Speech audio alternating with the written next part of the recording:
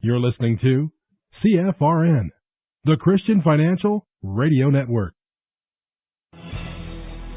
Good afternoon, traders, and welcome back to the CFRN E-mini Futures Cast.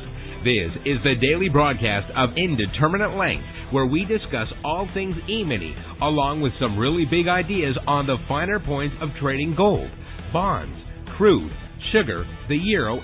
Joining us today, Mr. Michael Borg. From our trading desk in Chicago, Mr. Burton Schlichter. Now, to get things started, let's go to our host and founder in Studio A, overlooking South Mountain, America's largest city park. Here's Dwayne.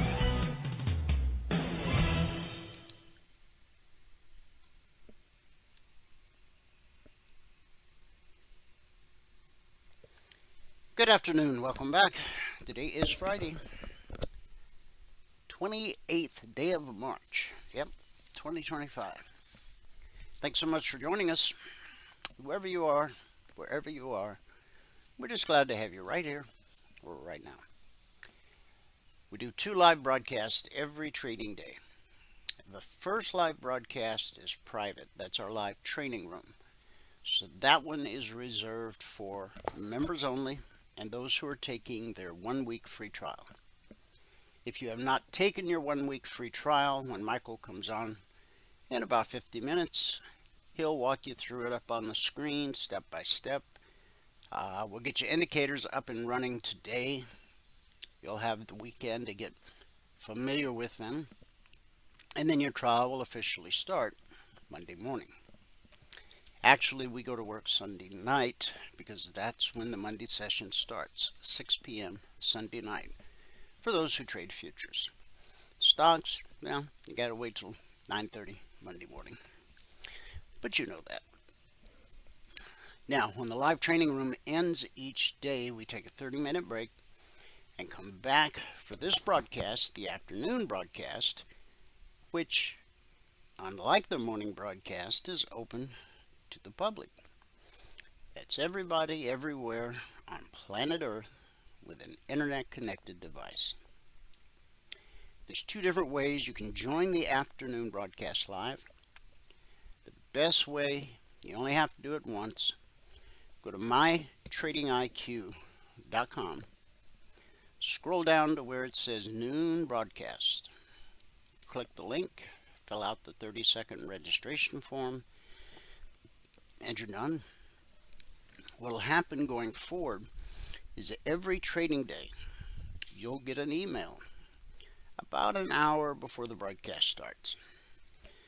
Now, in the email, there's a link. So at 12 noon Eastern, all you have to do is click the link in the email, and it will log you right into our platform. The benefit there is you have access to the question box, so you can ask questions and participate in the discussion. Of course, there'll be days you're out of the office, away from the desktop, but maybe you still want to join live. And there may be days when you're busy, can't join live, but want to catch up later. Well, you can do both of those via our YouTube channel, which is easy to remember.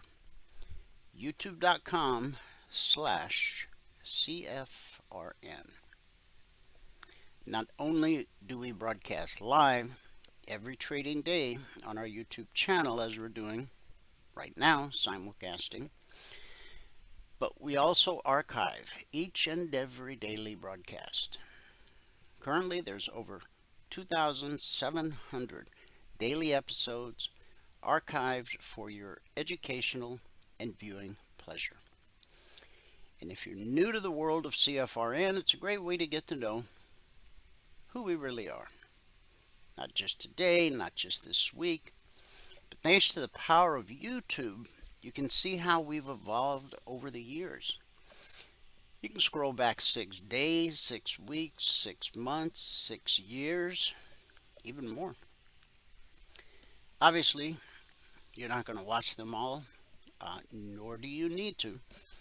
But again, like I say, if you're new, it's a great way to get to know who you're dealing with, because you can see day by day how we've come from where we began to where we are now. It has been quite the journey, I must say. Now, this is the schedule for each afternoon broadcast. So we'll go ahead and dive right into our devotional. We started a topic 13 days ago, and Monday will be the final day on this topic. Doing things that matter. Today's scripture is Luke 22, verses 24 through 30. And I'm going to share with you via the Message translation. Within minutes, they were bickering over who of them would end up the greatest. But Jesus intervened. Kings like to throw their weight around, and people in authority like to give themselves fancy titles. It's not going to be that way with you. Let the senior among you become like the junior. Let the leader act the part of the servant. Verse 27. Who would you rather be? The one who eats the dinner or the one who serves the dinner? You'd rather eat than be served, right? But I've taken my place among you as the one who serves. And you've stuck with me through thick and thin. Now I confer on you the royal authority my Father conferred on me, so you can eat and drink at my table in my kingdom and be strengthened as you take up responsibilities among the congregations of God's people. Again, Luke 22, verses 24 through 30. Today we're going to talk about leading courageously, part 3. I remember a leader confidently telling me years ago, if you want to know if you're a leader, turn around and see if anyone's following. At first take, that makes some sense. Leaders should have followers, but as I thought about it, something smelled a little funky about that philosophy. In my mind's eye, I imagined who was behind me as I glanced over my shoulder, but I quickly realized that sometimes that mattered, and sometimes it didn't matter.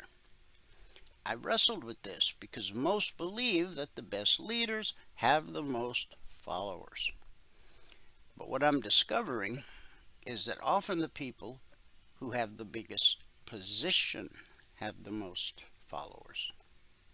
Meaning, whoever holds the more powerful position can easily maintain the larger following, regardless of their actual leadership skills.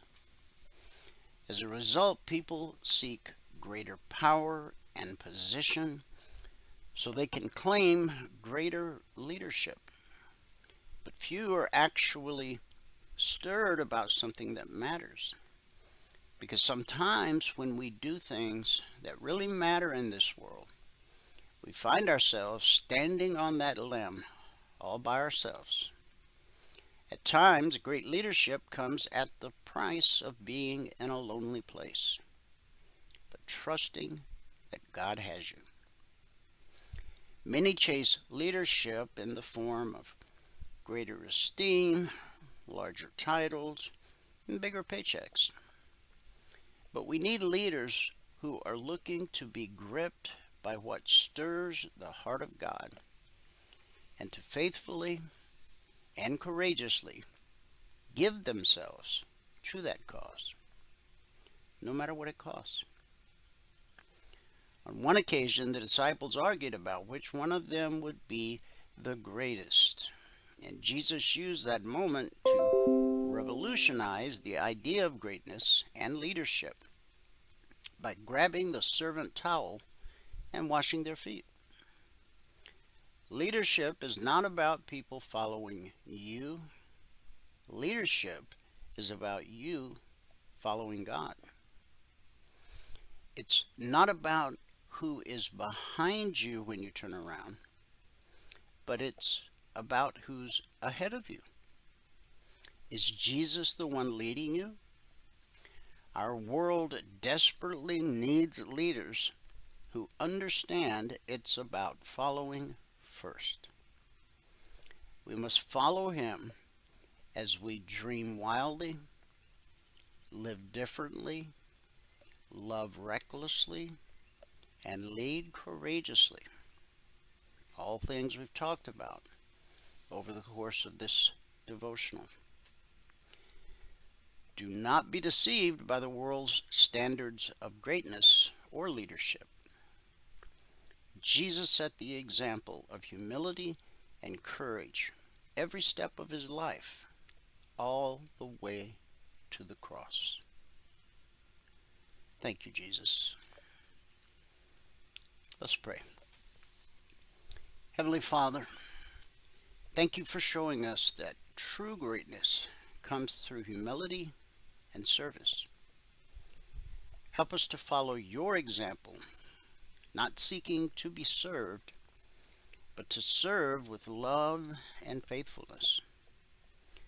Remind us that your kingdom is not built on power, but on hearts surrendered to you. Strengthen us to walk in that calling, knowing you have prepared a place for those who endure with you. It's in Jesus' name we believe and pray. And everybody said, Amen. Amen. And happy Friday. Everybody's been working for the weekend, and here it is. All right, numbers from around the world. Some might say it's blood in the streets.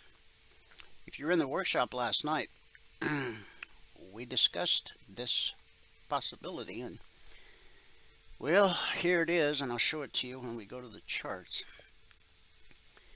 Currently, the Dow is down 544 points. That's over 1.25%. The NASDAQ is down 397 points, 2.25%.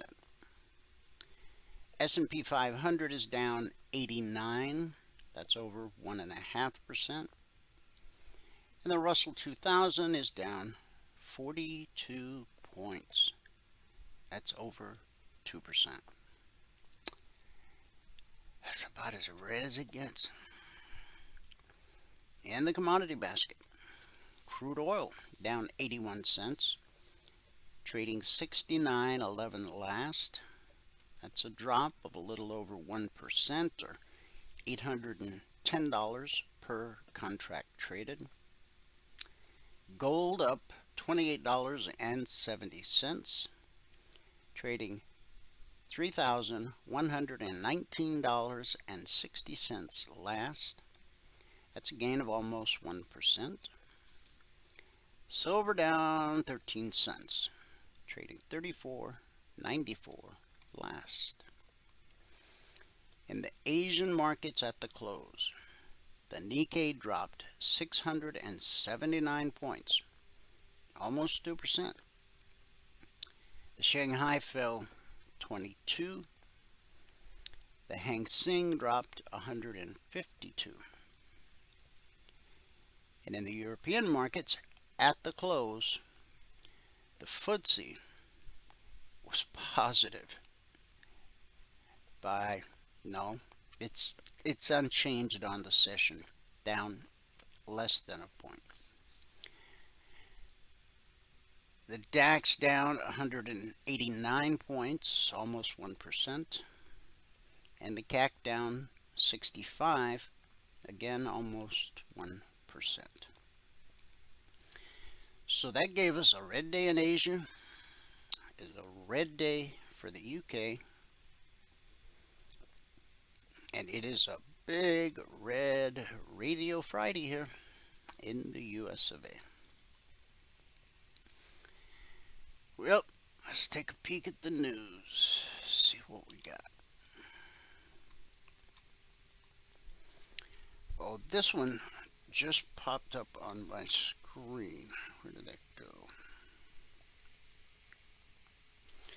At least 144 people have died in Myanmar in an earthquake. And there's at least 6 dead in Bangkok, where a building collapsed. I don't have full details on that, but our hearts and prayers are with the families of those lost, and this is quite a tragedy.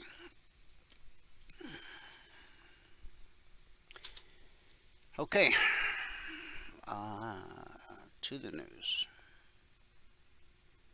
In fact, Father, we just pray that you be with the families of those that are lost, perhaps those that are trapped, that whoever's running the search and rescue mission would find each and every person while there's still time, Lord. And we just pray that your peace that surpasses all understanding would somehow envelop the chaos going on right now in Myanmar and Thailand. In Jesus' name, amen. Health Secretary Robert F. Kennedy Jr. announced yesterday the federal agency will look to eliminate as many as 10,000 jobs as part of the Trump administration's broader reduction in force efforts across the government. The figure comes in addition to an estimated 10,000 workers who previously accepted buyout packages. Together, they represent roughly 25% of the department's previous workforce. The Department of Health and Human Services has the largest budget of any federal agency at roughly $1.7 trillion per year, though the bulk of the spending goes towards the disbursement of mandatory spending programs, including Medicaid, Medicare, and insurance for children in low-income families. Separately, the agency oversees key regulatory and research agencies, including the Food and Drug Administration, the National Institutes of Health, and the Centers for Disease Control and Prevention. Each agency is expected to provide plans to reduce headcount in the coming months, per an executive order. Now, some of you are old enough to remember this name, Salman Rushdie. Renowned author Salman Rushdie published, or will publish, his first work of fiction since a 2022 knife attack left him blind in one eye and in chronic pain.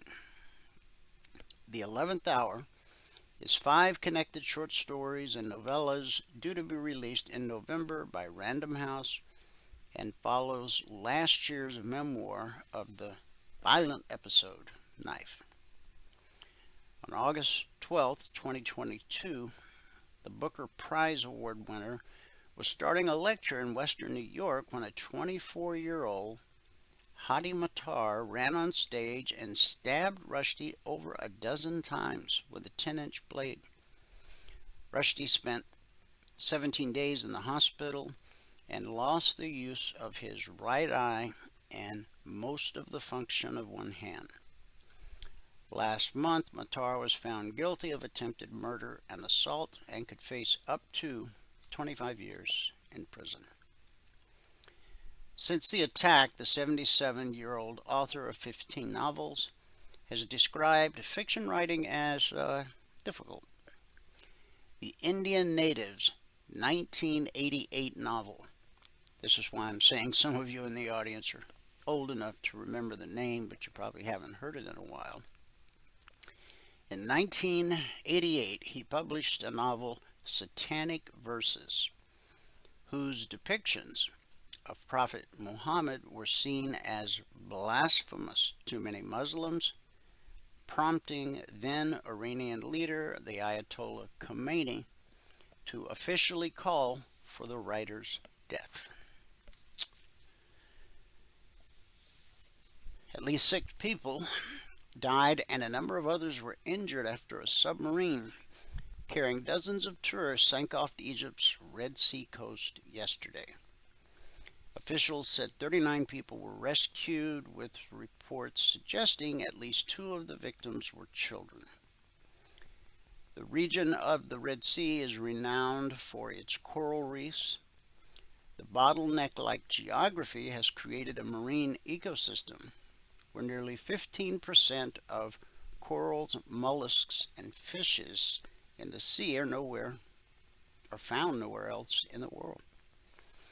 Officials believe the vessel may have lost pressure after inadvertently colliding with a reef, sinking to the seafloor about a half-mile off the coast.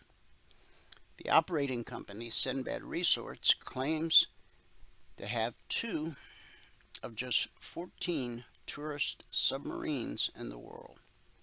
Imagine that, a tourist submarine. The accident marked the second major incident involving a seafaring tourist vessel in Egypt in recent months. A boat sank in November during a sightseeing trip, leaving 11 people dead or missing, while others were trapped in the dark for more than a day waiting for rescue teams to show up.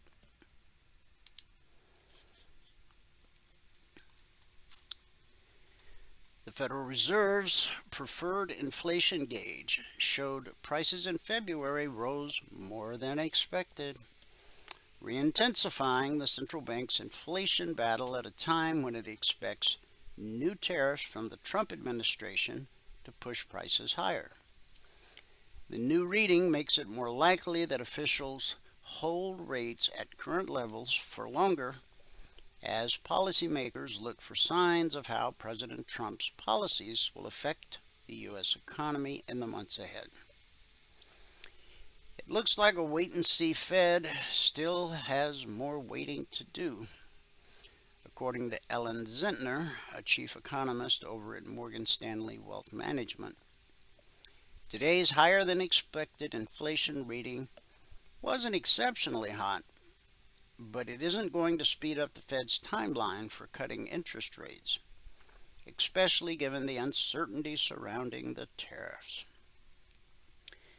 Fed Chair Jerome Powell has said that his base case is that any extra inflation from Trump's slate of tariffs will be transitory. Well, we've heard that before. But some of his colleagues worry the effects could be more persistent, adding to the uncertainties ahead for the illegitimate central bank. Oh my goodness. So, new data from the University of Michigan that came out this morning showed consumer sentiment in March reached the lowest level since November of 2022, with worries over inflation and expectations for the U.S. economy dragging down the reading. The headline index of consumer sentiment hit 57 in March, down from a preliminary read of 57.9, reported 2 weeks ago, and the lowest since a 56.9 reading in November of 2022. An index measuring consumer expectations for the economy fell to 52.6, down from a prior reading of 54.2, and showing a further deterioration in consumers' outlook for the economy. I don't put a whole lot of weight in those reports,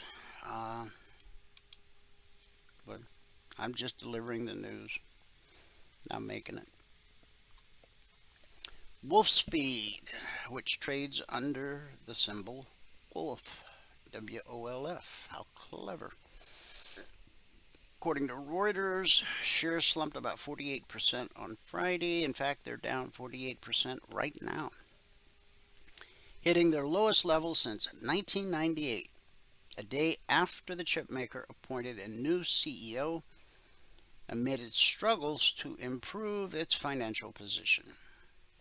The company on Thursday named chip industry veteran Robert Furl as its chief executive effective May 1, after it ousted top boss Greg Lowe without cause in November. Wolfspeed has been grappling with a slowdown in demand from automotive customers, which has crimped its profitability. In November, the company said it closed a 50-millimeter device fabrication plant in Durham, North Carolina, and it was planning to lay off 20% of its employees. So the stock's trading at $2.80, down $2.58 on the day, or 48%. Meanwhile, Wolfspeed is also waiting on about $750 million in federal funding under the U.S. CHIPS Act, the landmark 2022 bipartisan law which promised $52.7 billion in subsidies for domestic semiconductor chips manufacturing and production. However, earlier this month, President Donald Trump said U.S. lawmakers would get rid of the law and use the proceeds to pay down our debt. It's only $37 trillion. From Bloomberg, Elon Musk's Department of Government Efficiency has landed at the U.S. Securities and Exchange Commission, also known lovingly as the SEC, one day after President Donald Trump's choice to lead the agency. Paul Atkins appeared before the Senate Banking Committee for his nomination hearing. A group of Musk advisors arrived Friday at the agency, according to communication from the agency sent to staff and reviewed by Bloomberg. The message didn't identify the Doge emissaries by name, and SEC staff were instructed to treat them as internal employees according to the message. In compliance with the President's executive order establishing Doge, the SEC is beginning to onboard members of the team, according to an agency spokesperson. The SEC has designated an internal team to work with Doge. The group includes the offices of the Chief Operating Officer, the General Counsel, Human Resources, and Enforcement, according to the message. Musk has been spearheading an effort to slash the size of the federal government, with Doge taking credit for halting programs, freezing spending, and cutting the workforce through buyouts and terminations. Many of its moves have been challenged in court, with several judges ordering the government to pause, limit, or reverse its actions. The SEC is already anticipating a smaller footprint. Roughly 500 staffers, or 10% of its workforce, have accepted the government-wide buyout and deferred resignation offers. The agency also intends to eliminate the leases for its offices in Los Angeles and Philadelphia, and the General Services Administration has also explored ending the Chicago offices lease. The most senior positions at regional offices have also been cut, though the individuals in those roles aren't being forced out. Not yet. The agency has historically cost the government less in operating expenses than it produces in revenue from fees and enforcement actions.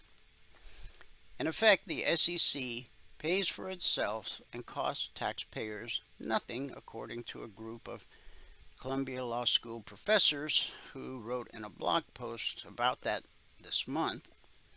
Cutting its staff and budget is thus counterproductive and inflationary. If that's the case, I'm sure Doge will figure it out. They seem pretty smart.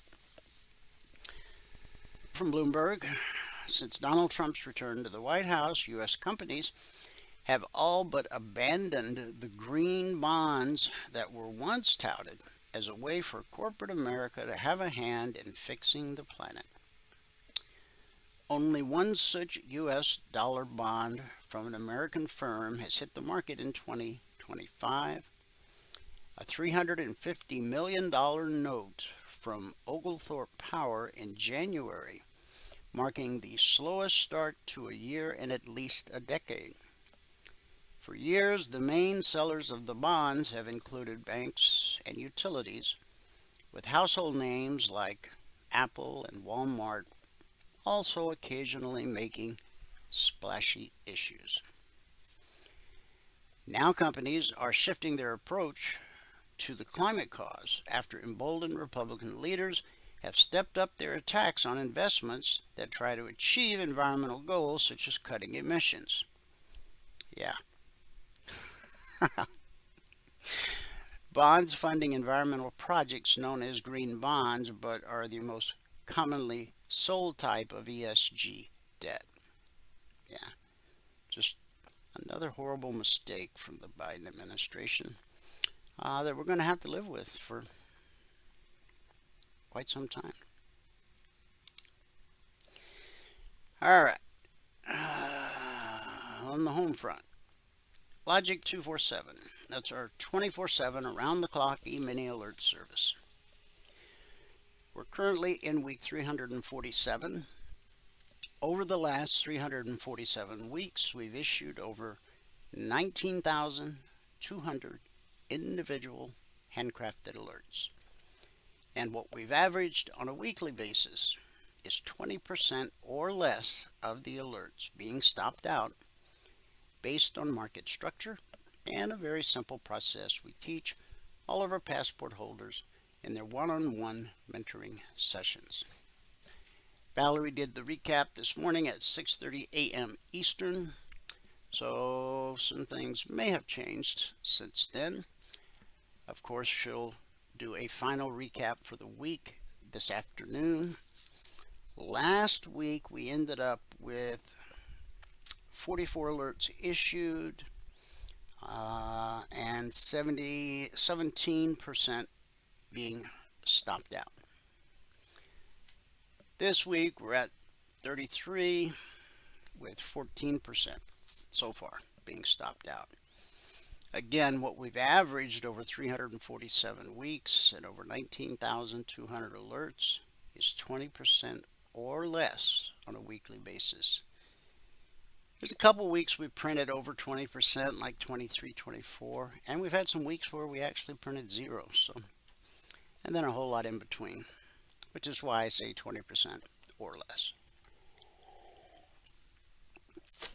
Now, the logic alerts are designed to help you learn how to read a chart.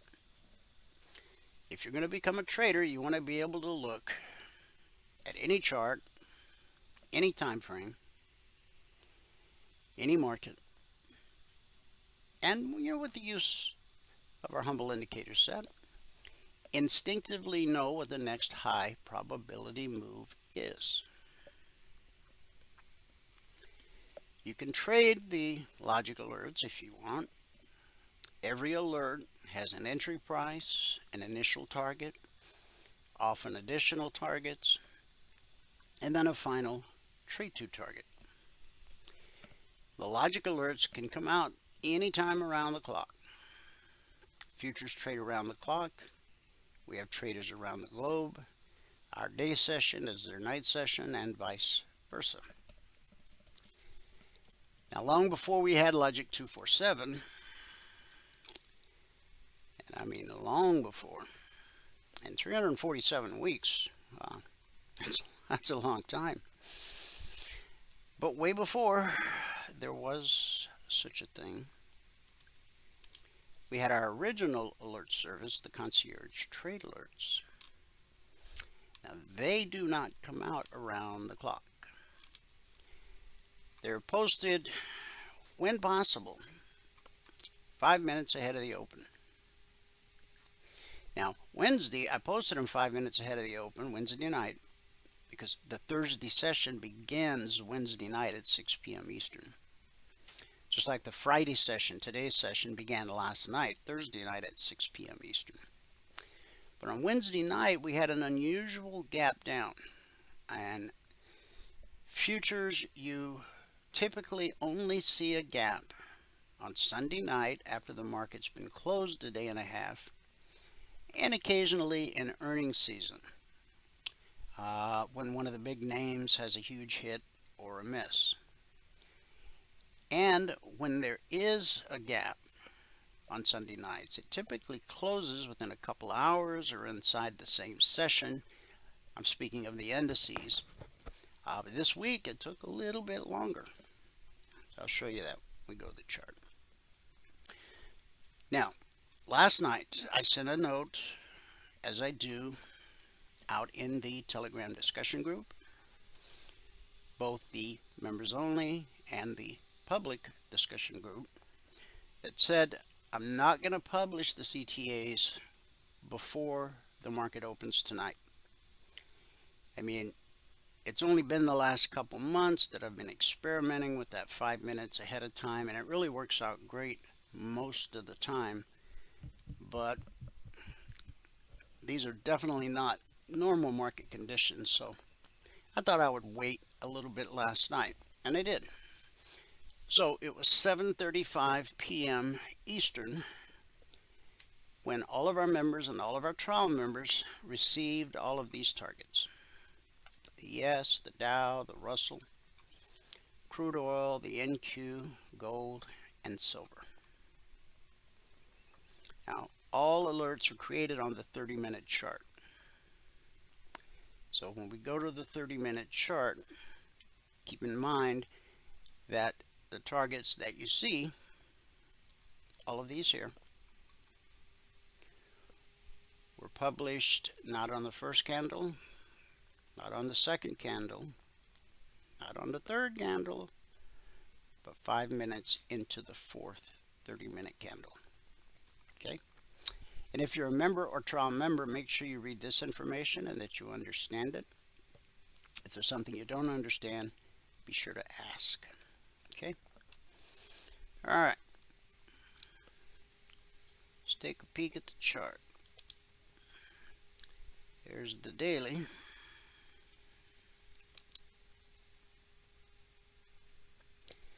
Now, last night in the members only workshop, those of you who were there will remember I drew this line here. Okay? And I said if we take out the lows of these, now remember last week we spent the entire week, Monday, Tuesday, Wednesday, Thursday, Friday, straddling that 24% fib retracement, and the step line served as support all the way up into this week. This was Monday, Tuesday, Wednesday, Thursday. Yesterday we closed with a doji right at blue and climbing, and so when we started the workshop last night, we had a little doji on the right side of blue and climbing. So we've got to look for the next area for the market to potentially find support, and it did here for quite a while. I said if we end up trading through that, then the next area you should look for potential support is right here, where red turned to blue. This low right here at 55.89.5, and then this low. 55, 59, 75. Is that the low? Yeah. Shows up here 61.5. It's hard to get them exact on the daily chart. But the markets aren't happy. Now we've got blue and climbing directly above price, and the step line, and the BBC. Each one of those is potential resistance, and then of course the 38. So we've had a leg, a retracement, and now we're building that next leg. I think the question at this point is, do we end up with a double bottom here, or does this thing keep going? Only time will tell.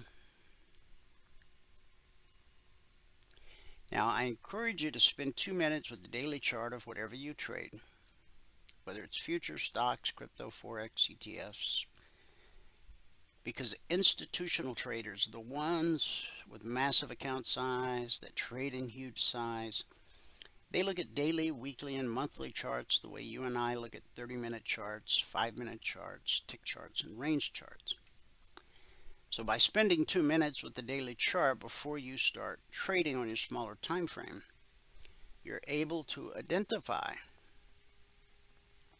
major areas of support and resistance, as we did last night, as we did yesterday, as we do every day. And you get a free look over the shoulder of the deep pockets who actually move price. So would I be out there looking for buy orders right now? Probably not. Now, as you can see, there's a tiny wick there. So we're a little bit off the bottom of the day. What's really important is where we close for the day. Okay?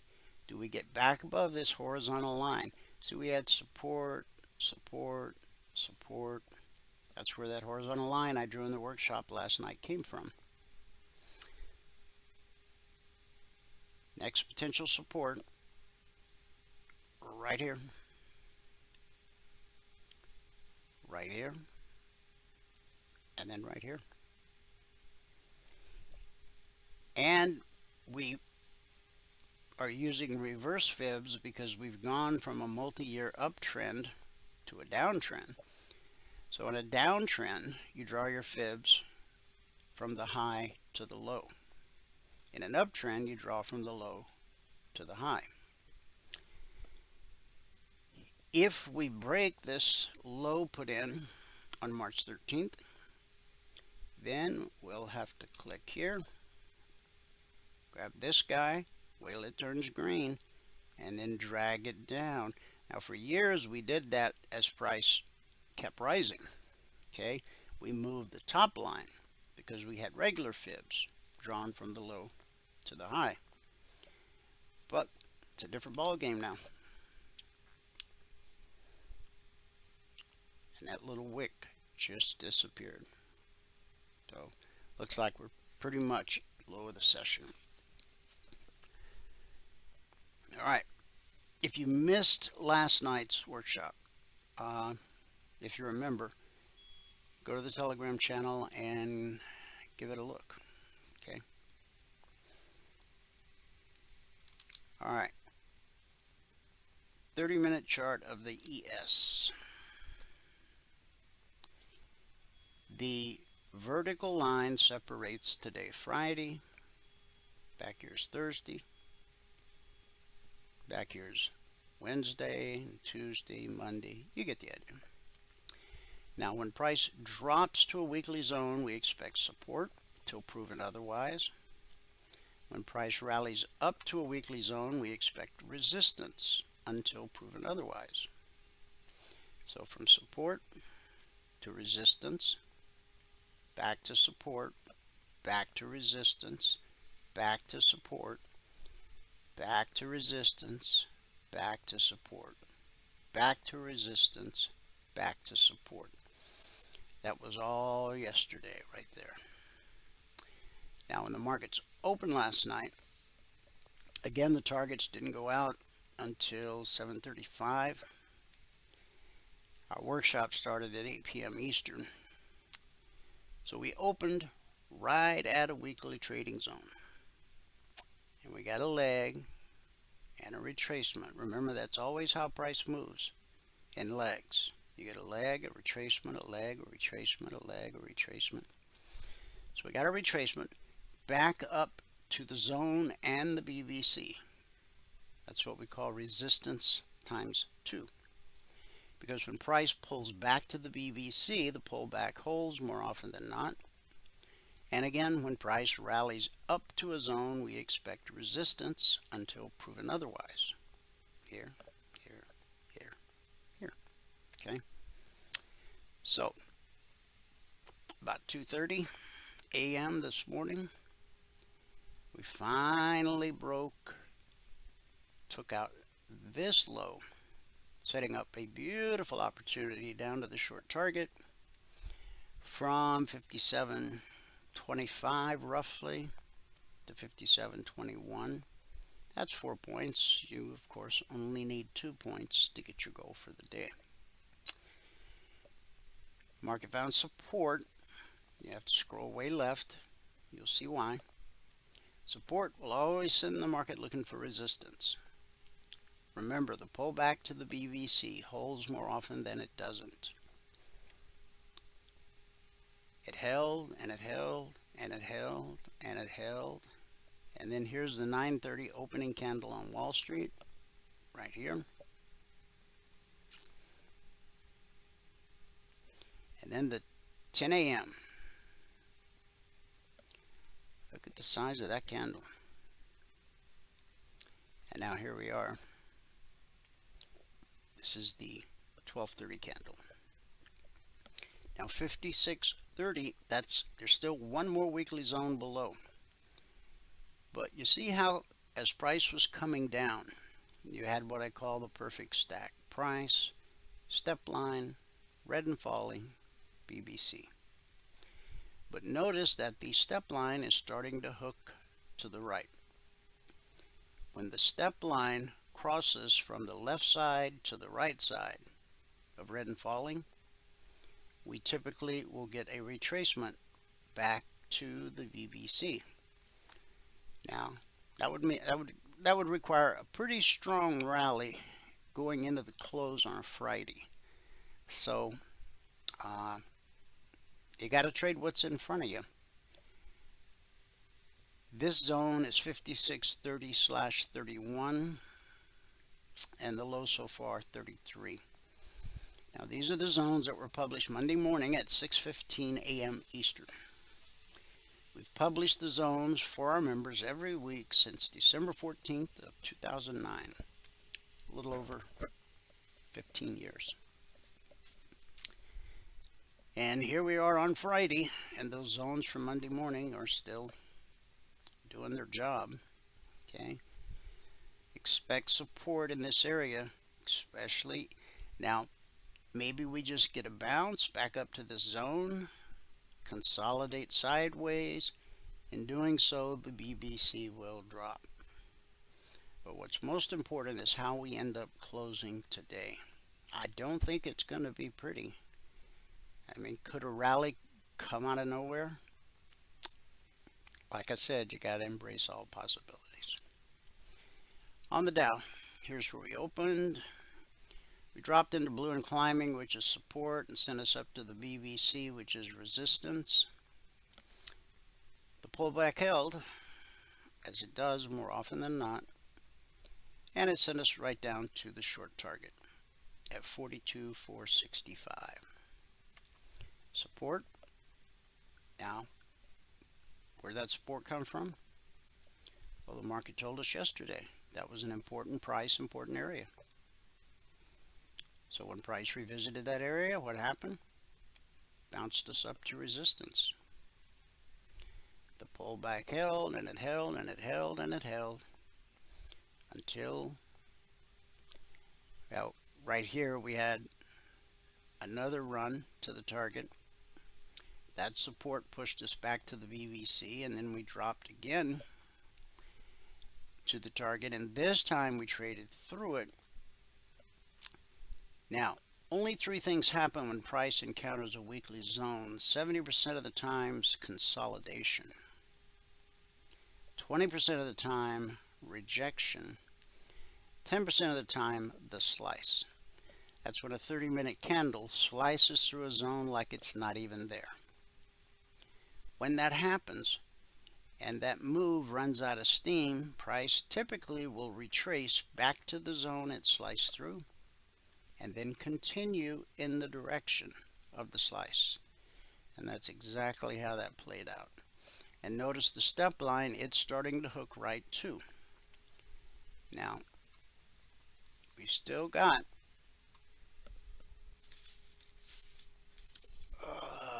is that 4680 down there? No. On the Dow, we still have a couple zones below, so we're not going to see any of those today. But the market is going to try to bounce here as that step line crosses red and falling. But I'm thinking the bounce is going to probably be short-lived. Could be wrong. Okay, again, trade what's in front of you. But under normal market conditions, when the step line crosses red and falling, or blue and climbing, goes from the left side to the right side in this case, you should expect price to attempt a rally back to the price always reverts to the mean. In our case, the mean is green. We call it the BBC. It stands for bull bear cross. When price crosses above the green line, we're bullish and anticipate higher prices. When price crosses below the green line, we're bearish and anticipate lower prices. The Russell. Here's where we opened last night. We had a half-hearted attempt to rally up to the zone overhead, but 2:30, that seemed to be the witching hour. That sent us down. And this low here, as you can see, support, support, support, support. Support sends us up to resistance at the BBC. That resistance sends us down to support at the weekly zone. Support sends us back to resistance at the BBC. And then we get a 30-minute candle, this one, that slices through that zone.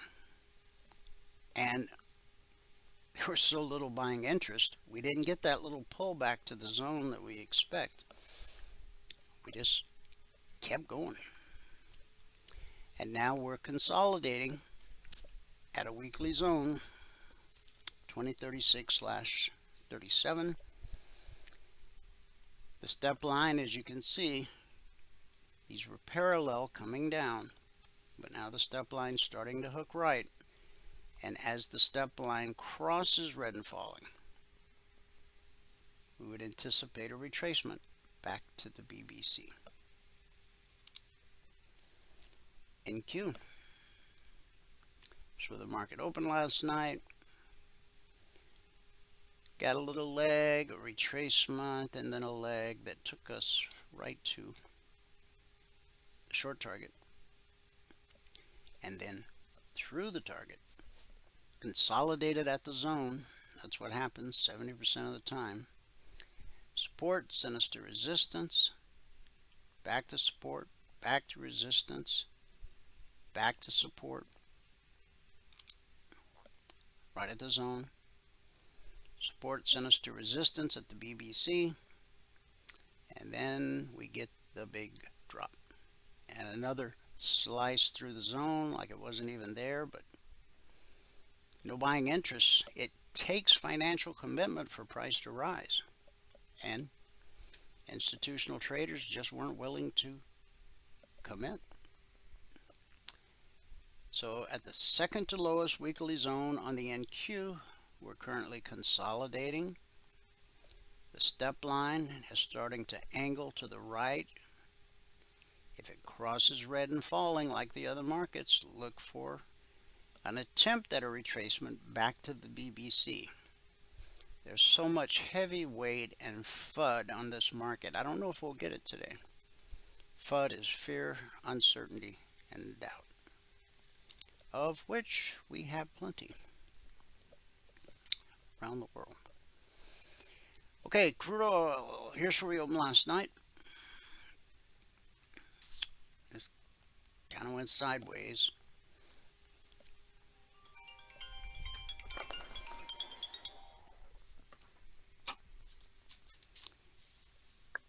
We hit the zone, got a bounce, and now from this weekly trading zone, we found support, and the step line is starting to hook right. As it crosses red and falling, just like every other market we've looked at, look for a retracement back to the BBC. Okay, we'll pick up with gold when I come back. Michael, I'll show you real quick. This is the daily chart. Remember the horizontal line I drew last night?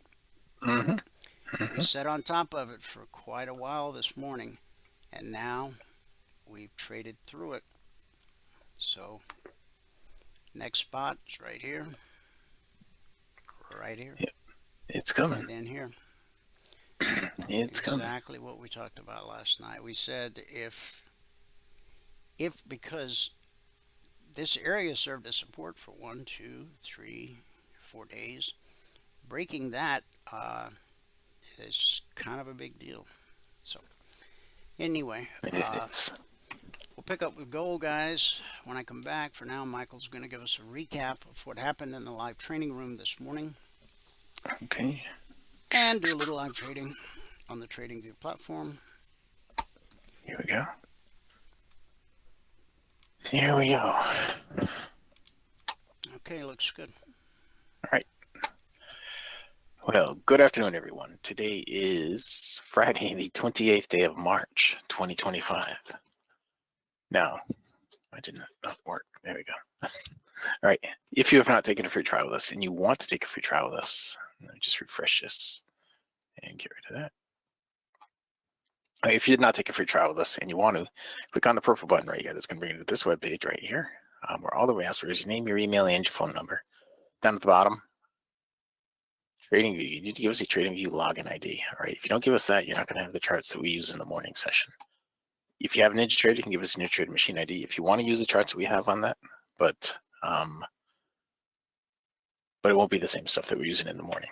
Okay, it'll be all the legacy stuff. Yeah, that's how you take the free trial. Now, get into here in the room. Today, we had a pretty good day. We got the goal for the day on the very first trade, which was nice. It's always nice to do that on a Friday. Now, if you're going to read the spreadsheet, you got to read all the CFTC risk disclosures down at the bottom. Today's the 28th day of March, 2025. Made 102 ticks on the NQ, 20 ticks on the Russell, 29 ticks on gold, and 48 ticks on the ES. And put us up $1,500 per contract on the morning session. Today took 1 minute and one trade to get to the goal for the day. At that point, we're up $2,200. That's with 10 contracts on. And we took a total of 26 trades this morning.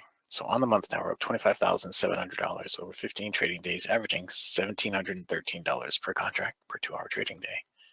On the year now, we're at $83,182 over 52 trading days, averaging $1,599 per contract per 2-hour trading day. Now, following the 24/20 blueprint, if you were to quit trading when you get the goal for the day and you were to add 1 contract per month so far this year, you'd be on your 3rd contract right now. We'll go to 4 next week.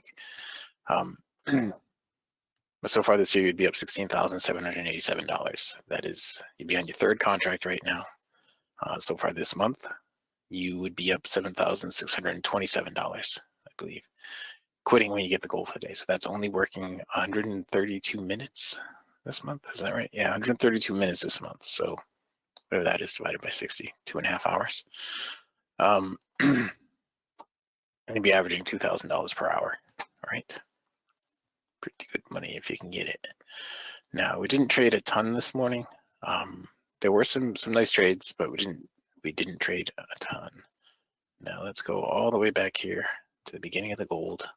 I did a lot of talking this morning because I know there were some new people in it this morning.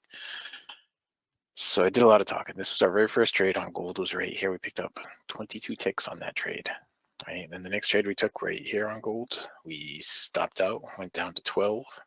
Then we talked through some trades over here, what to expect and all that. And then our next trade was here. We picked up 10 more ticks to get us back up to 22. And then we picked up 7 ticks here to get us to 29. That was all that we did on the morning session. Now, if I crunch this up, there was a lot of trading here the rest of the session. It looks like I just didn't do any of it. Not a lot of trades, but a lot of movement anyway. So let's just get into the break here, because that's kind of what I'm interested in. When the European markets closed, I wanted to see what the markets were going to do at that point. And they closed right here. So not really all that much. That's what I was more concerned with when we were ending the morning session, was what was going to happen with the indexes when the European markets closed. And you can see the European markets are kind of holding up the indexes, it looks like, in the morning session, because when they shut down right here, new lows all the way through here. New low right here. This is new low of the day right here. So it doesn't seem like the U.S. markets, U.S. investors want to hold things up. Anyway, let's get on to the Russell. Let me bump this back here to just 4.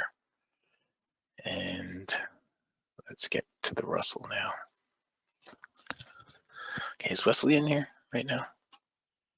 I will send him a link for our meeting. Michael R., I got you on the list.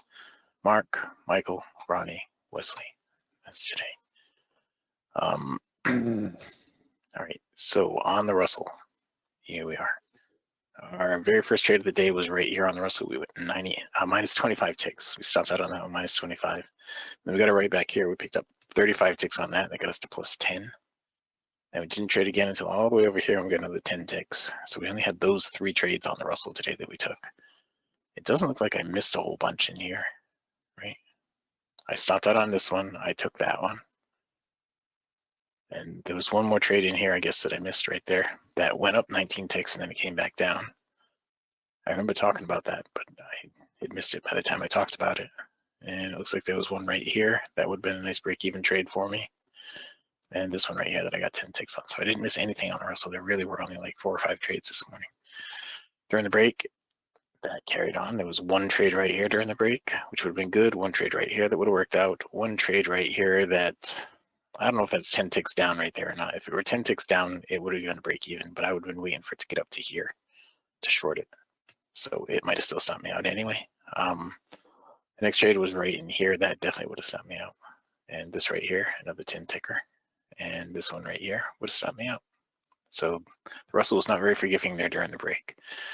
The ES, now we'll go back to the beginning on the ES.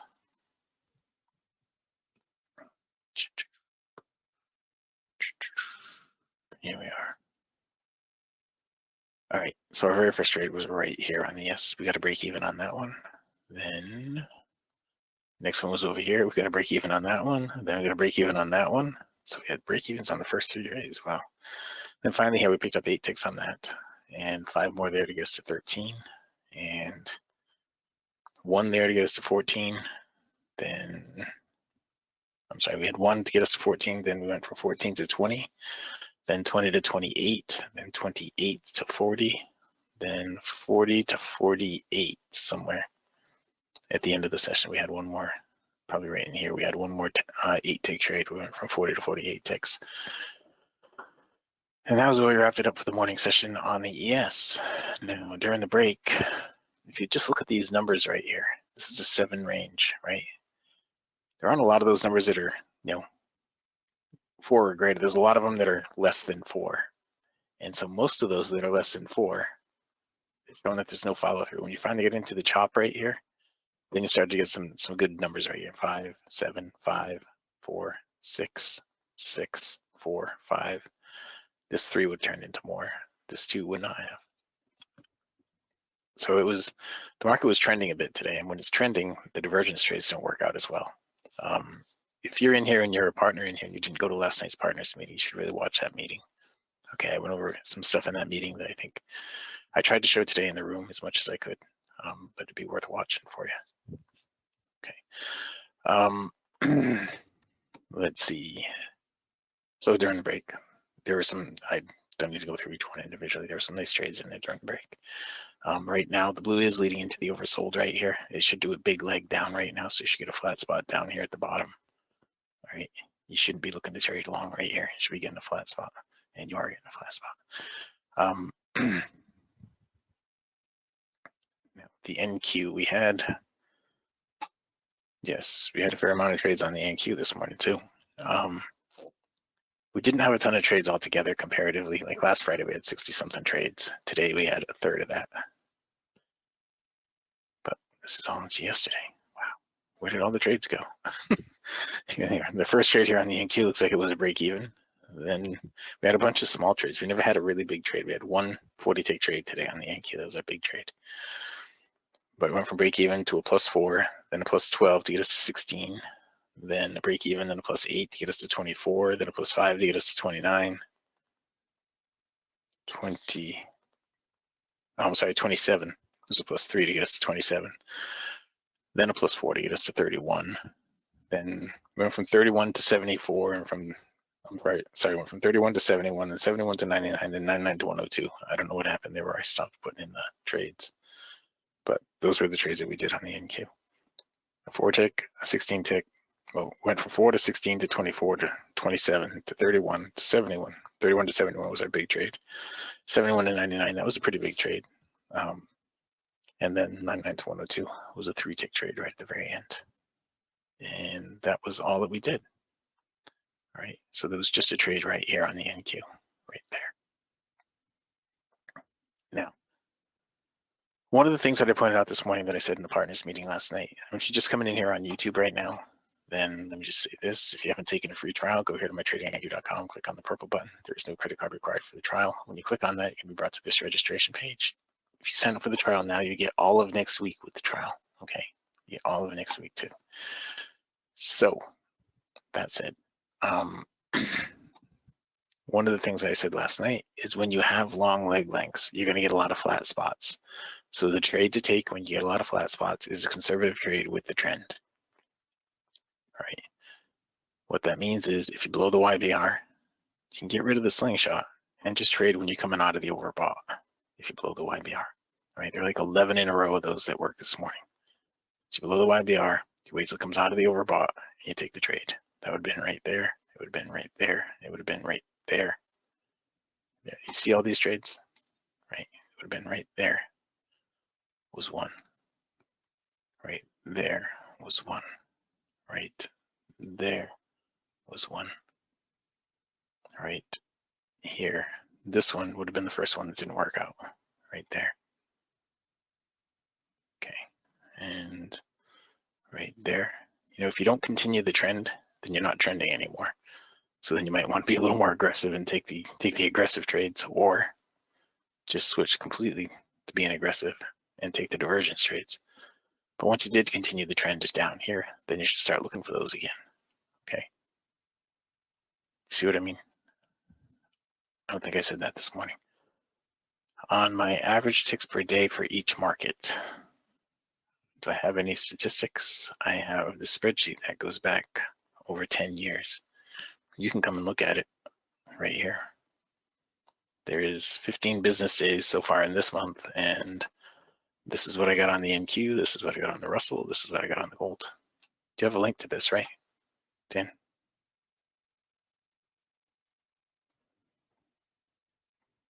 Here, I'll give it to you right now. There you go. You can go back and look at that if you want. Okay.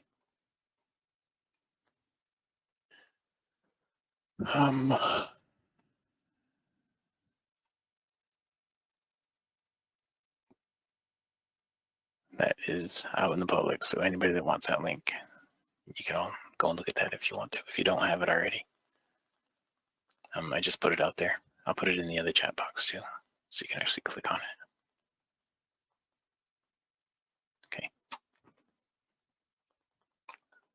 Okay. All right, so I'm going to put this back on over here. Even though we've got a lower leg and we are trending right now, what we should be waiting for right now is for a pull back up into the overbought and then a drop out of the overbought, because we have long leg lengths and we're trending. So right now, any move, anything that's going down right here, you should expect that you're gonna have a flat spot on the bottom. And when it comes back up, it depends how big the retracement is and how it comes together. But you should expect it to be a retracement of about 50%. And if that's gonna put this up in the overbought too soon, then you should expect a flat line in the overbought. Okay. Oh, okay. All right, you're counting your money. All right, Bart. Well, that's a good reason to take a couple days off. But did you notice that I missed you? Isn't that what counts? That I noticed.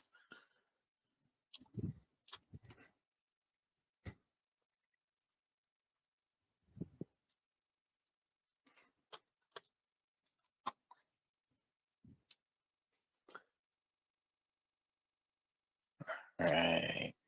So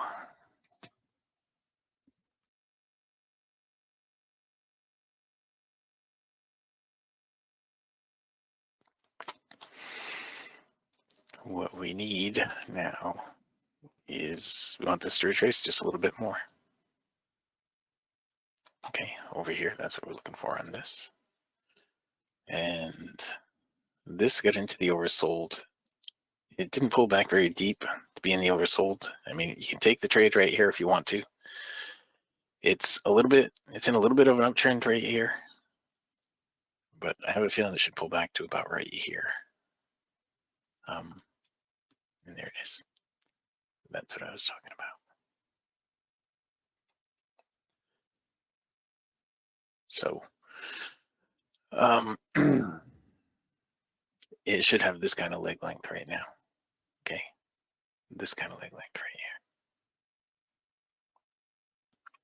Maybe the shorter one is what it should have right now. After this pullback, it should have the shorter one and then the longer one. But either way, right here is the point to enter on that. Like that.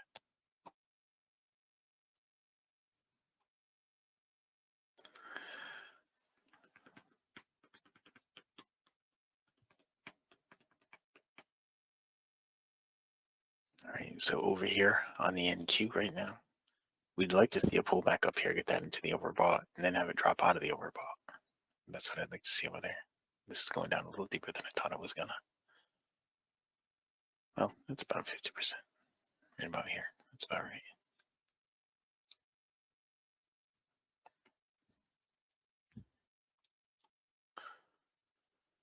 All right. It's 1:13. And busy after. Wow. What's going on? So we need right here, we want to see it get up above the prior swing high, 19.9 up here. Okay, that's what it should get up to. I'm going to put my target one tick below that. So if it gets up there, that'll be 14 ticks. Take that. So I'm risking 10 to make 14 right now. And over here on the NQ, we're looking for that to pull back. The last pullback was only this big. I would almost expect 100% pullback up to here on the NQ. See, the way it's going to work out is we're going to get into the overbought before it does any kind of a decent pullback. If you get an up close on this bar, it'll probably put it in the overbought and it'll be right here. All right, I would anticipate a deeper pullback than that and a flat spot. But we'll see. Okay, we stopped out on the gold. It dropped down even further than I thought it was going to. So I did everything right on that trade and it stopped out. It happens.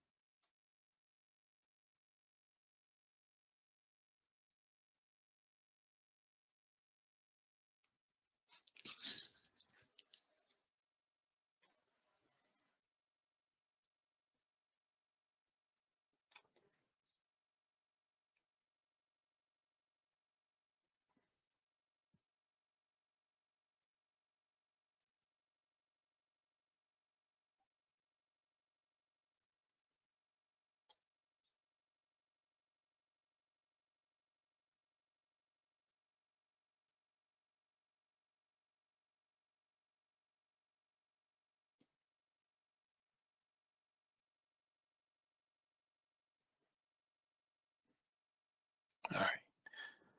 So we don't have anything here. We don't have anything here. And we don't have anything anywhere right now. So I'm just waiting. Does anybody have any questions about anything? It's Friday afternoon. Yet.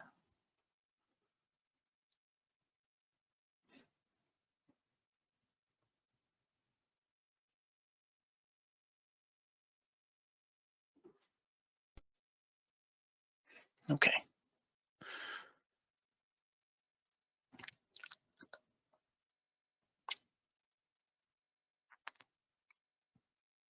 A 9-month-old baby received 100,000 small business loan. How long have these guys been ripping us off? Crazy.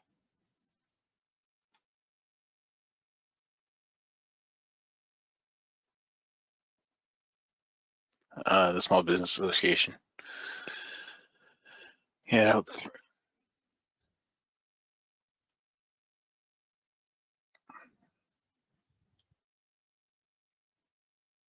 9-month-old baby.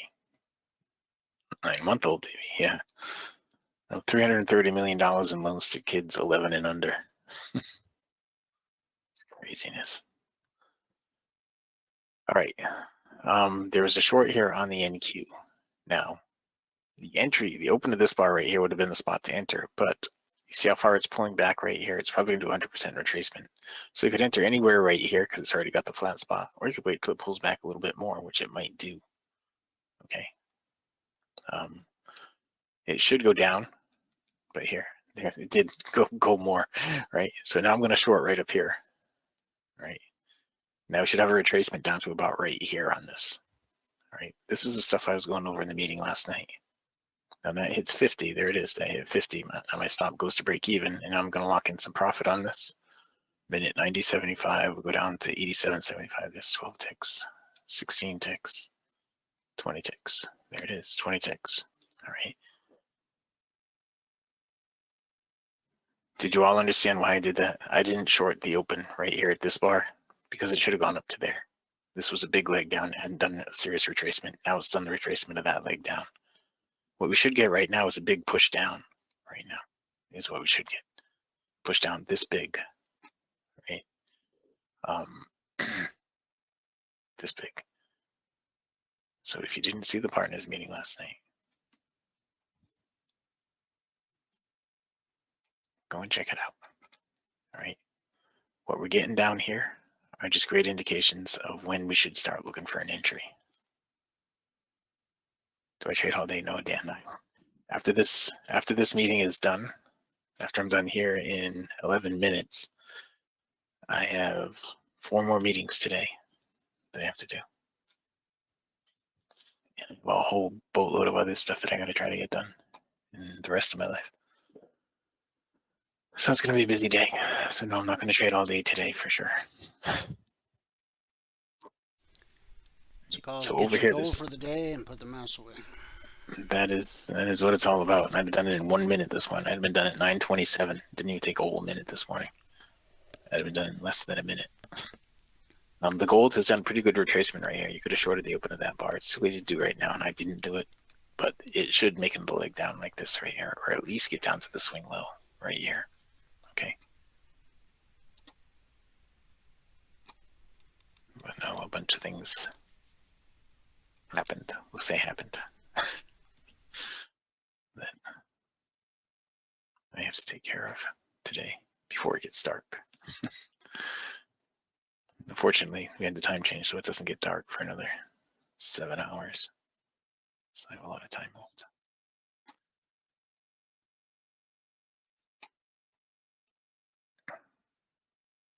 All right.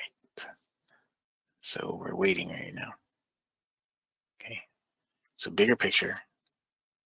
Let's blow this up. Oops, sorry, blew up the wrong one. Blow this up. So this was the leg down. This is the leg up. This should be the leg down. Right? If I crunch it up like this, you can see it a little easier. This was leg down. This was retracement. This is leg down. This is the retracement. So this leg down was shorter than that leg down. So it's losing strength on the downside. The pullback is that big. The pullback is that big. They're about the same size pullbacks right here. If we look at that, let's do that little bit of analysis, right? This went from right there to right there. What's the pullback size? So exactly the same size. Oops, it's actually just a tiny bit more. So what that's saying is it's weakening on the downside and it's not weakening on the pullback. It's possibly even strengthening on the pullback. So what you should expect here is for this to get down to the swing low, but probably not through the swing low, is what that's suggesting. Okay.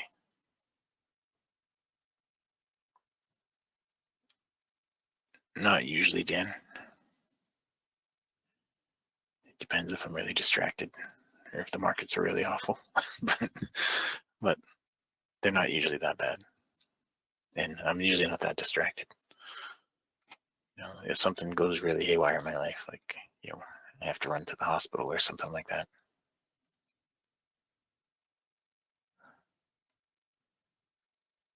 But knock on wood, that hasn't happened in a few months. Since December, I think.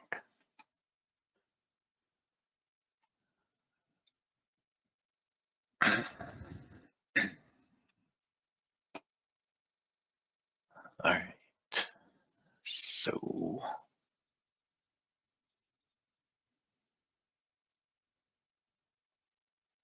we wait. Now the gold retraced more than I thought it was going to. All right, it dropped all the way back down here, put a huge flat spot in.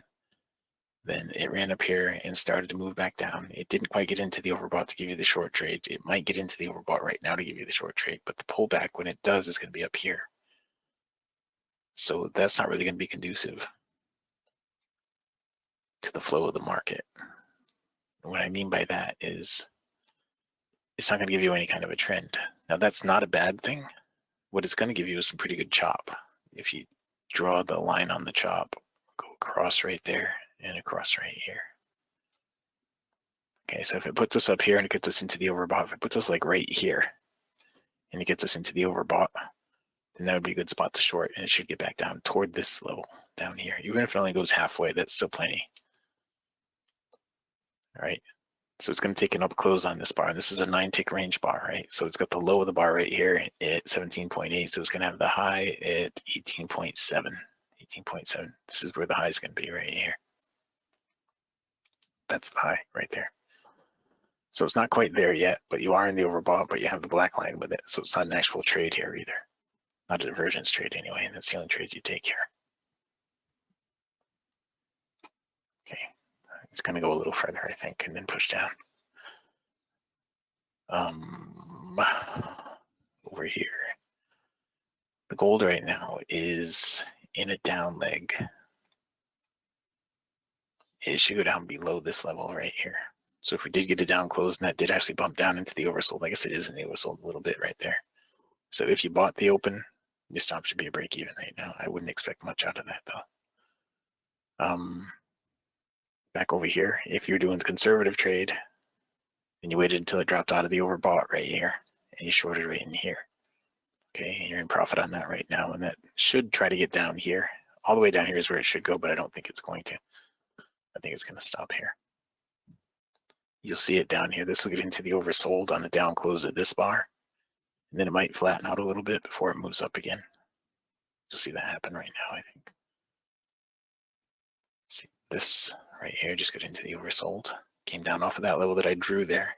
It just came down off of that level for you.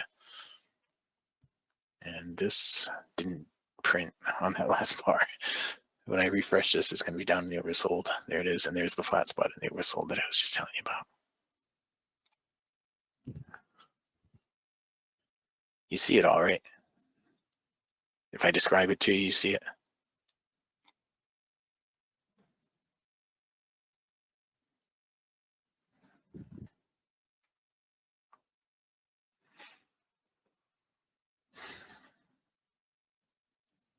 They're always doing the same thing over and over and over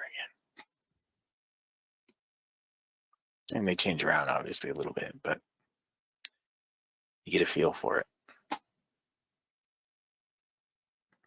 Nothing is ever 100%. Nothing. All right, it's 1:26. I didn't realize I've been blabbing all this time. I haven't taken many trades here, have I? There is a long opportunity here. This is a pretty deep retracement, and there's a long opportunity here on the gold. It's kind of late to get into, right? It's gone down this far. I would let it go further down right now before getting in. You get a flat spot down here, and I would let it go further down before entering. This one over here, you have the same thing going on. If it got down here toward like a couple more ticks down, I'd consider buying the NQ right there.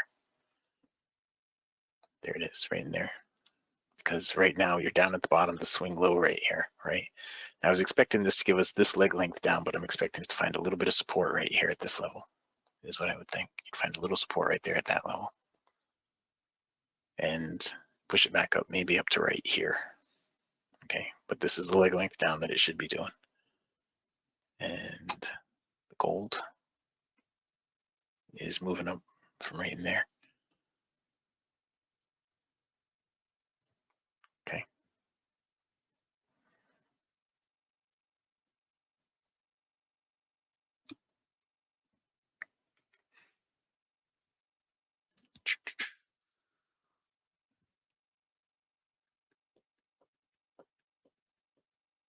So Dan, Mark, Mike, and Wesley.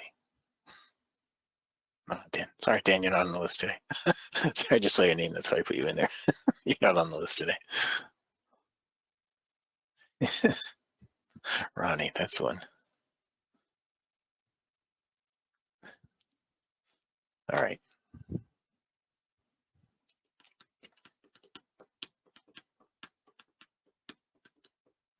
You have a great weekend too. Be safe, make good decisions. And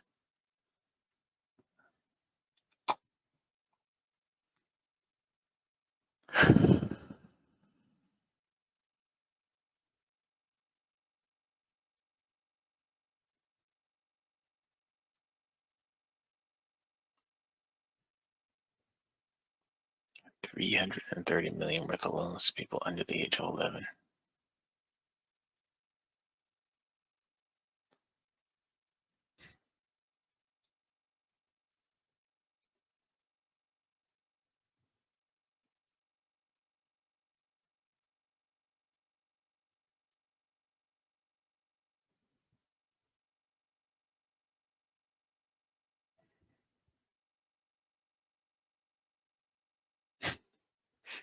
Crazy.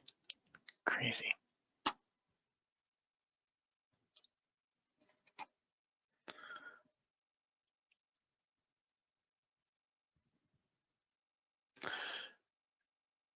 All right, guys. The closest thing we have to the trade setup is right here on the gold. It hasn't pulled back enough for me to really be interested in shorting it right here. I think it's going to pull back a little bit more.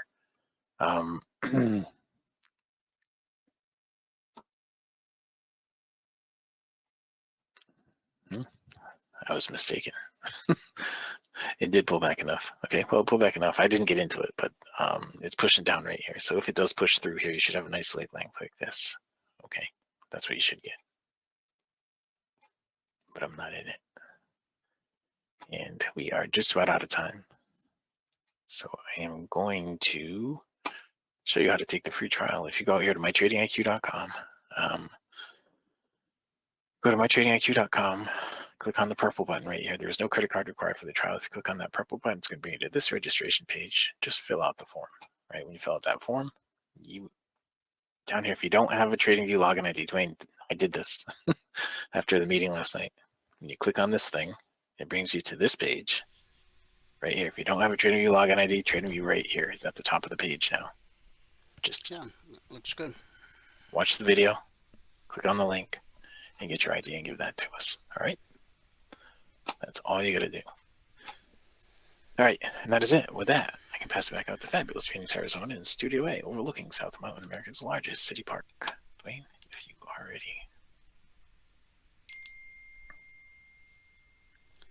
Yep, I am. There it goes. Almost there. And there it is. Alrighty. Recap of the morning session. Today it took 1 minute and one trade to get to $2,200. Good job. Thank you. Thank you very much. Okay, guys, we covered all the markets. We'll take one last look at the. Oh no, I didn't. We did not. We stopped on gold. So this was the open last night. Headed up to and through the target. And we got a leg and a retracement and a leg and a retracement. And even though we spiked it, the pullback held. And it held. And we get a leg, a retracement, a leg. This is some difficult navigating here. But as you see, we traded through the long target. And as I tell you most every day, when you trade through one of these targets and you get a retracement, like in this case, we traded through the long target, so when price pulled back to that target, it became support. And that gave us another leg where we put in we got a high, we got a lower high, we got a lower high. High, lower high, lower high, lower high. We're sitting on top of the BBC. We got blue and climbing and the step line directly overhead. So while the pullback to the BBC holds more often than it doesn't, we know that eventually it will trade through, as it did here, and as I think it might potentially do here.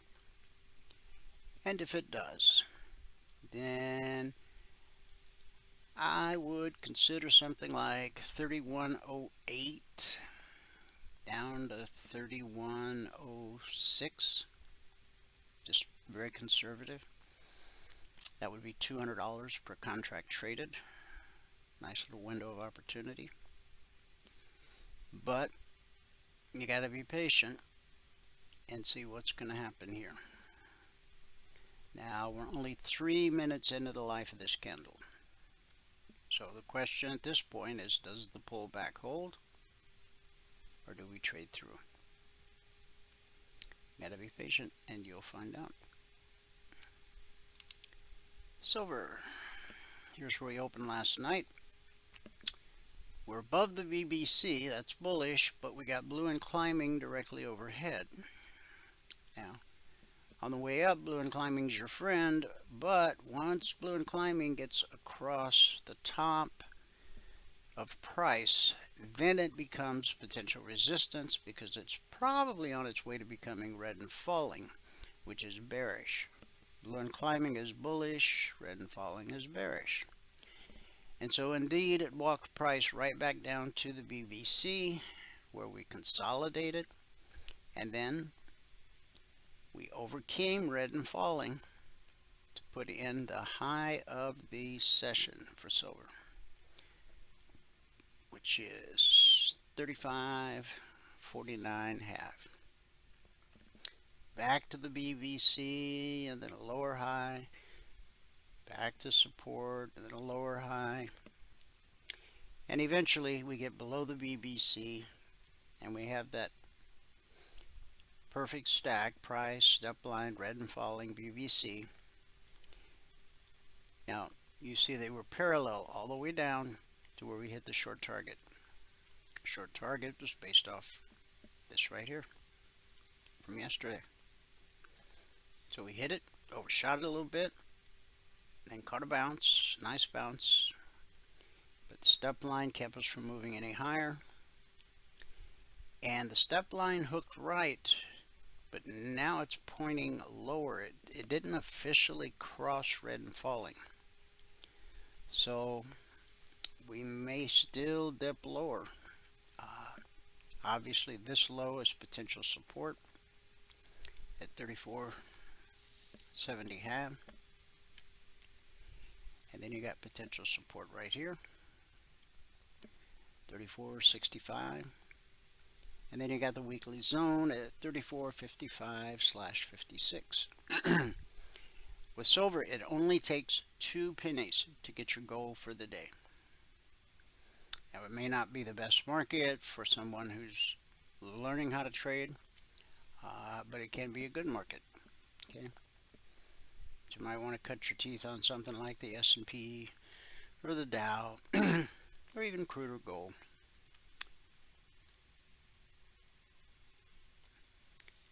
One last look at the daily. Okay, that horizontal line we drew based off all these lows last night in the workshop. We said if we traded through that, look out, because the bottom may be about to fall out. And you might look at this and go, didn't the bottom already fall out? This is just a blip on the screen of what's happened going way back. Okay, looks like a lot here, but in the grand scheme of things, not much. So next potential support, we're basically at it. Okay, right here where red turns to blue, right there, and then this low, and then this low. This low should be good for a bounce. Remember, the institutional traders, they're looking at daily, weekly, and monthly charts the way you and I look at 30-minute charts, 5-minute charts, tick charts, and range charts. But trade what's in front of you. Follow the rules. Now, I also said last night in the workshop that if we traded through this horizontal line and closed below it, then there's a good possibility that when the markets open Sunday night, we'll have this, where blue and climbing turns to red and falling. So we've had a leg, a retracement, and a leg.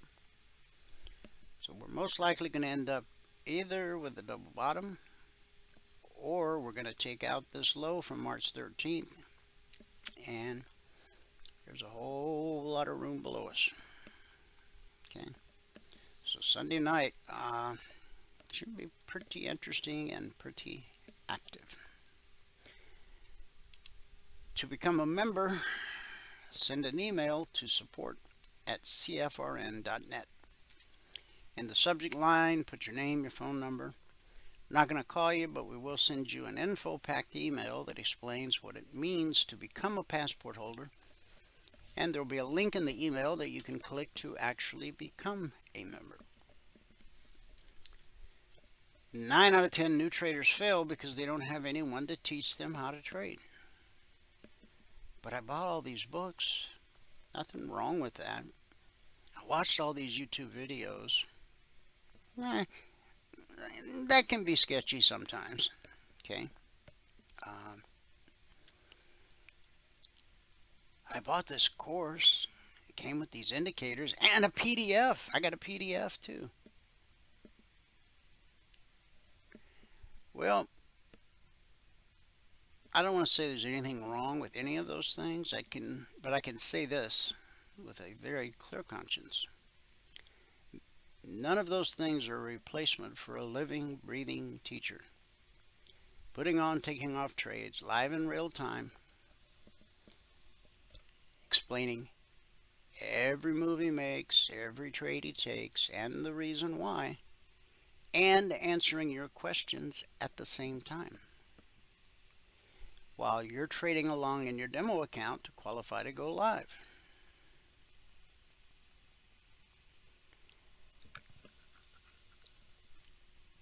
You see the difference? Many say, now this article was written way back in 2006. Some say the number is substantially higher now. That's an incredible washout rate. But what's the chance of you becoming a lawyer if you don't have someone to teach you the law? What's the chance of you becoming an airline pilot without someone to teach you to fly? A deep sea diver, a Navy SEAL, a barista. Whatever profession you pursue, somebody has to teach you how to do the job. How many times have you been reading one of those books and you are watching one of those videos and you come across what you feel like is a really important pivotal point, and if you could only ask the author or the producer of that video what they really mean by what they just said. See, that changes everything. Interactive environment, 2 hours every trading day. Now, along with the group training, as a passport holder, you get access to private one-on-one mentoring, the strategy you learn, the indicators you own as a passport holder. They're fluid across all markets and all time frames. Stocks, futures, crypto, Forex, ETF, price flows the same across all markets and all time frames. From support to resistance, back to support, back to resistance, over and over, again and again. It's a never-ending cycle.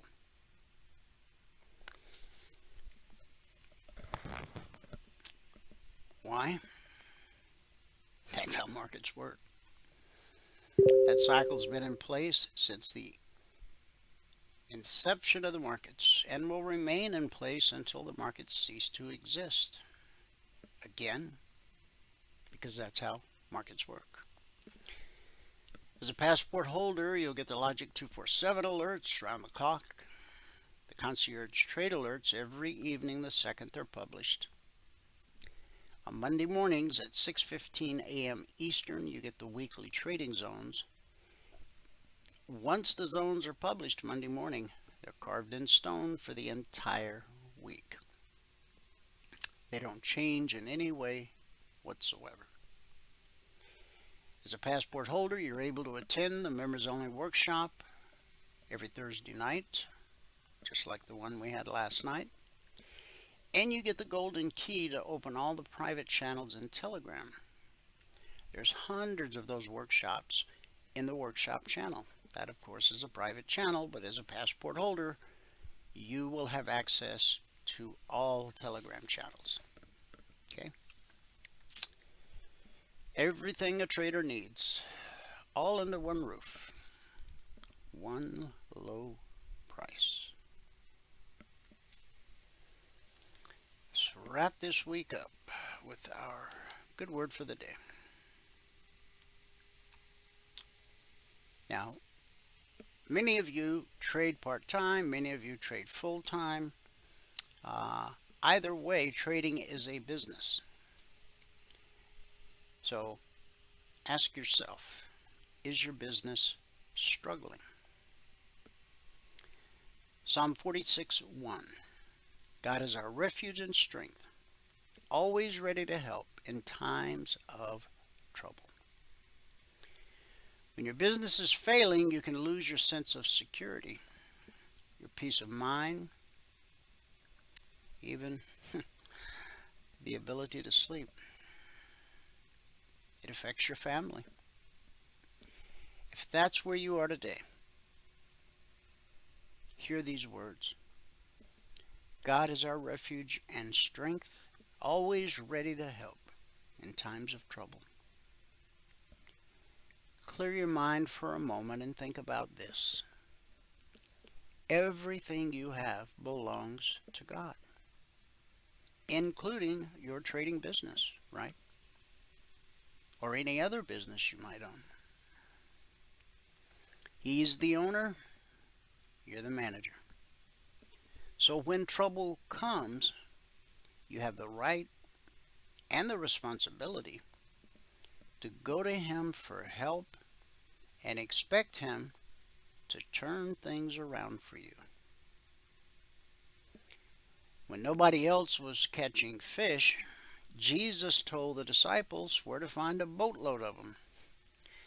The Bible says that there is nothing too hard for God.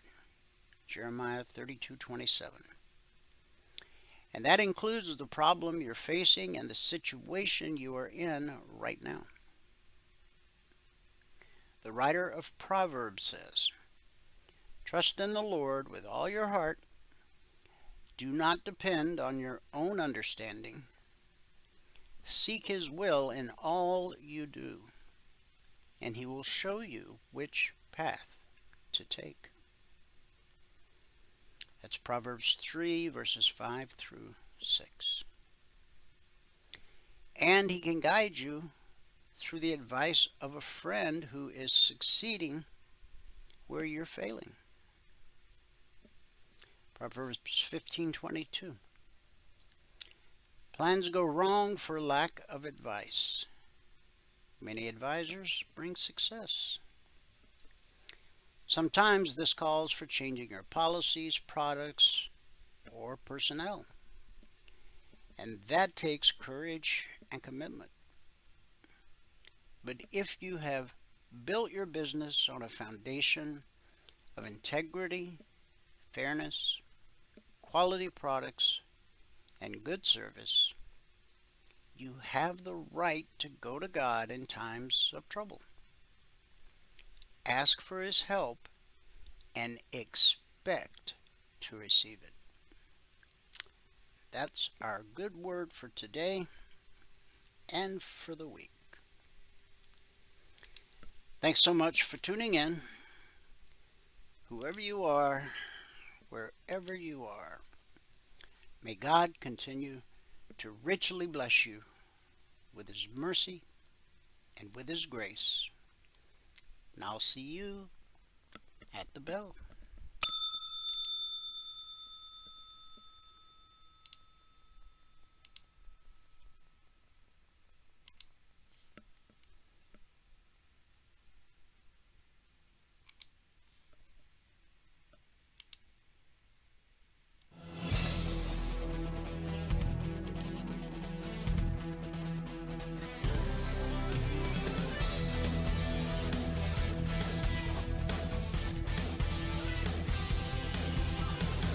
Remember this, there is no greater return on investment than to see a human life changed and given hope. As always, pray hard and trade safe. Any financial information discussed on this show is simply the opinion of our host, Dwayne Reeves, his co-hosts, and guests. To learn more about trading E-mini futures or to take a 1-week free trial in our live trading room, call 1-866-928-3310. 866-928-3310. Information discussed on this radio program should not be construed as a recommendation to buy or sell any security. Always do your own due diligence and consult with a licensed securities broker or financial planner before making any investment decision.